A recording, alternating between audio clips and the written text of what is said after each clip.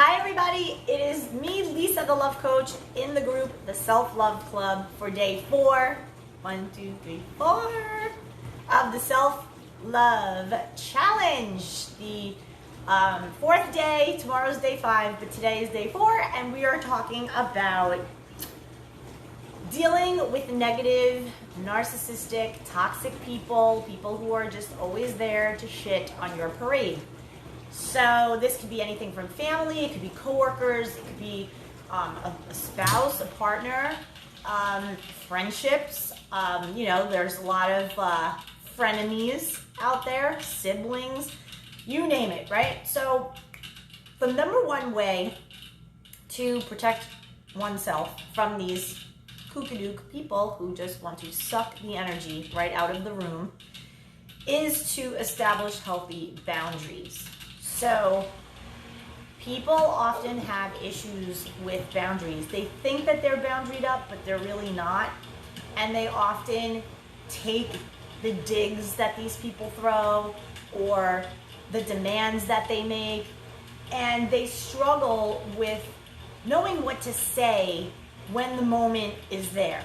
So they eat their words, they stuff it down, they feel it in their chest or their stomach. They feel like that pang that when somebody's like coming at you in a way that just doesn't feel very nice and it doesn't feel very kind. So you're just like, that was kind of mean, but you don't say anything. That's self-abandonment. That means you have loose boundaries. You are not advocating for yourself, and you need to. So one of the ways that we get into trouble is when we make excuses for people and their bad behavior, their disrespect. Oh, that's just the way she is. She's a loudmouth. No good. It's not allowed. We teach people how to treat us. We teach them. And it's very important that you have clear standards of treatment for yourself. So that's how we begin to create our boundaries. First, we need to get clear on how we want people to treat us. Okay, so a lot of people don't really do that work. They know that people aren't treating them right, but they aren't clear about how they want to be treated. So step number 1 is make a list. This is journal prompt, and ask yourself, think of a person in your life that might be coming at you a little sideways. Maybe they're throwing digs your way, or they're hypercritical, judgmental, they put you down, maybe they make you like the punchline of the joke, always mean. And think of that person. And then think about how you would rather them treat you, how you prefer to be treated by them. And use that as an example. Use that as, a test run. Write their name on the top of the page and you say, I would like for you to treat me this way, effective immediately, moving forward. So this is going to give you the platform and the ability to get into yourself and really think about how you want this person to treat you. But then that also means, in general, that's how you want people to treat you. It doesn't just apply to one person. So when you make that nice list of things that happen that bother you and how you want to be treated instead, you then have a nice long list of your standards, how you expect people, how you prefer for people to treat you. So when you are dealing with narcissistic, toxic people, throwing digs, passive aggressive, and you don't have any criteria or any standard for how you're to be treated, they are going to walk all over you, because that's what those people do. They look for prey. They're very predatory. So they specifically know who they can get away with their crap, and who will take it, and who will make excuses for it, and who will acquiesce to their every whim and to their every tantrum and to their every demand and command. And if you're going along with that, you're going to build deep resentments. You're also going to have self-talk, angry at yourself for allowing this to happen, because that's your self-abandonment. When you self-abandon, your self-talk becomes this inner dialogue of like, why are you letting them treat us this way? This is terrible. Why are you letting them treat me this way? You should say something. Say this next time.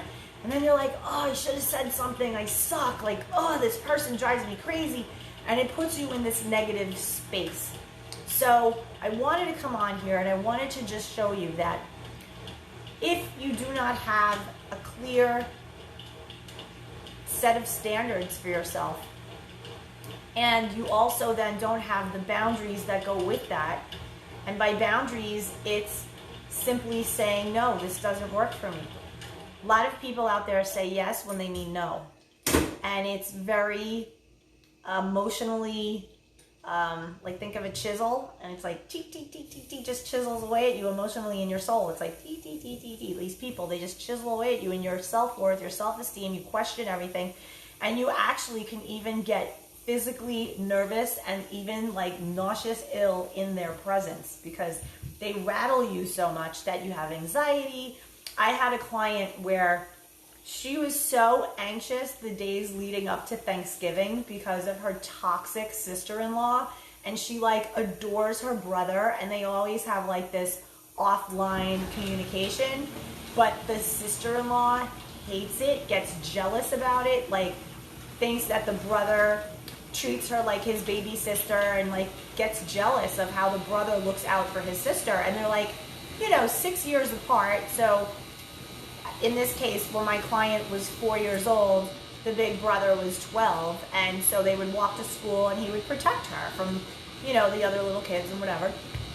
And it's like they have this rapport of my big brother, my strong big brother or whatever. So she, the sister-in-law, has issues, and she's very toxic, she's very narcissistic, and she's bratty, and it creates a triangulation between the brother and the sister and her. But the brother and the sister are united, and they won't let anyone get in the way, so it lends to a lot of boundary work. She always needs to have boundaries when she is around this sister-in-law, but because she gets anxious about it. She gets like physically anxious. She's like, I'm probably not even going to eat for Thanksgiving because this chick I know something's going to happen. So she's like in anticipation of it. So sure enough, there's always something that's said in an argument or something. And she just feels awful. So going in, she has that mindset like, shit's going down. This is going to suck. So of course, guess what happens? Shit goes down and it completely sucks. So I've been doing some work with her about law of attraction and visualizing how she wants family gatherings to go so that she doesn't have this pit in her stomach where she's so anxious and agitated that she has to not decline the invitation because she doesn't want to not be with her family, but that she wants to be enjoyable. She wants to have it be joyous, and she can't because this one person like seeks her out to start with her. So if you have that going on in your family, definitely connect with me because I work with that all the time. It's very common. A lot of it is, toxic parents, mothers that triangulate the father with the daughter, and it's like this triangle, or the mom and the son, and it's like the son can't date anyone because he gets anxious about bringing a girl over to the mom, and like she doesn't like anybody. So these are things that happen even with adults, like 40-year-old grown-ass people. Like this stuff is real and it happens, and it's very important to establish healthy boundaries. So another way that you could establish healthy boundaries is think of how you treat people. Think of how a boundary would work, for you. Meaning, let's say somebody comes over your house and they just walk in and open up your refrigerator. It's no different. You get to decide your space and your body space, your aura, everything. You get to choose who comes at you and how. And so you can't just keep going with the way people are treating you and thinking like nothing's really wrong here, or maybe I should be mad at this. I don't know. Should I be? And you're doubting yourself. I totally get what that is. It's a bit rooted in codependency. Oftentimes codependents don't really know their emotions. They were so trained by perhaps narcissistic parents that they don't even know how they feel, and they don't know how to name their feeling. They don't even know how to articulate how they feel about anything. So, for example, you'll have a codependent couple, and they go out to dinner, and let's say the wife, who's a narcissist, will make a joke about the husband and say something about him that's kind of personal and private, and he told her this in confidence, and she uses this as a joke in front of the people, and he's kind of like, wow, that wasn't cool. But instead of getting quiet and being like, you know, fighting up and being like, listen, what the hell's wrong with you? I told you that in confidence. Like, I can't trust you. And making her seem like, you know, the bad one, he'll feel awkward, be like, oh, come on, I told you that in private, you know, like kind of going soft about it, but letting her strong arm it and get over on him and the respect that she had for him. So that's just an example, and it really is hurtful, and the person there then doesn't really know what those feelings meant. They don't know, like, it kind of like panged at me, and I'm like, good. Feeling a pang in your body is good. This means you're starting to like wake up to your emotions. And sometimes for people it happens in their neck, and some people it's their chest, their heart. They literally feel like they were stabbed in the heart. Some people feel it in the pit of their stomach. But when somebody throws a dig at you or insults you or judges you or just says something out of turn that really pangs at you, be very mindful of where it hits you in your body. That is an indicator that something is not right, that you're not in alignment with this person, and that the way they're treating you just isn't on point, and you need to correct that. You need to really look at the relationships that you have in your life. I had one with a mom whose younger kids were literally running her household. She had no control over them. They weren't doing anything to earn the reward. It was TV when they wanted, computers when they wanted, taking her stuff. It was a disaster. And so she and I worked on getting her into her queen energy so she could be the mom, the ex-wife, who's parenting these kids with the ex-husband in a way that elevates her.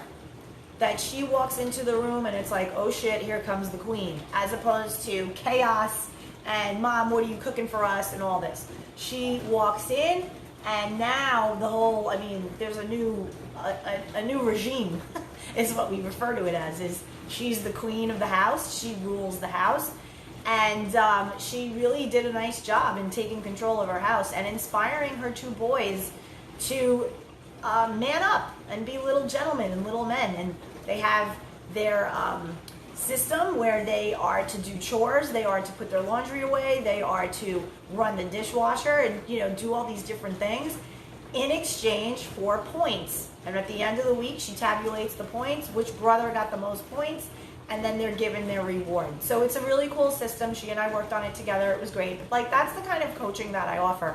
I know that in here we have often conversations about, you know, dating and relationships and toxic narcissistic exes, and that's awesome, and I absolutely coach on that as well. We're free here to talk about anything to boost the love of self.